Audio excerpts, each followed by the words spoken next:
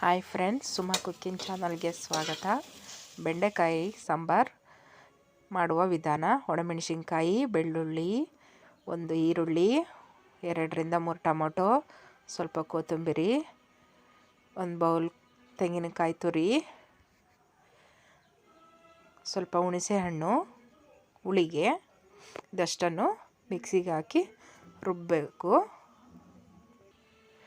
ಒಗ್ಗರಣೆಗೆ 1 ಸ್ಪೂನ್ ಎಣ್ಣೆ, ಸಾಸಿವೆ, ಈರುಳ್ಳಿ ಹಾಕಿ ಚೆನ್ನಾಗಿ ಫ್ರೈ ಮಾಡ್ಕೋಬೇಕು. ಸ್ವಲ್ಪ ಅರಿಶಿನ, ಇಲ್ಲಿ ಫ್ರೈ ಮಾಡಿರೋಂಥ ಬೆಂಡೆಕಾಯಿ ಹಾಕಿ ಮತ್ತೆ ಒಂದು ಸ್ವಲ್ಪ ಫ್ರೈ ಮಾಡಬೇಕು.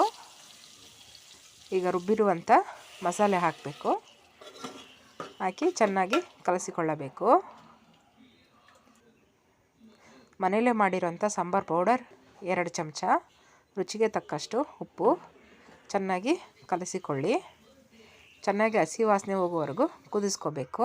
ಇದು ಪಕ್ಕ ಹಳ್ಳಿ ಶೈಲಿ ಅಡುಗೆ. ನಾನಿಲ್ಲಿ ಮುದ್ದೆಗೆ ಬೆಂಡೆಕಾಯಿ ಸಾಂಬಾರು ಮಾಡಿದ್ದೇನೆ.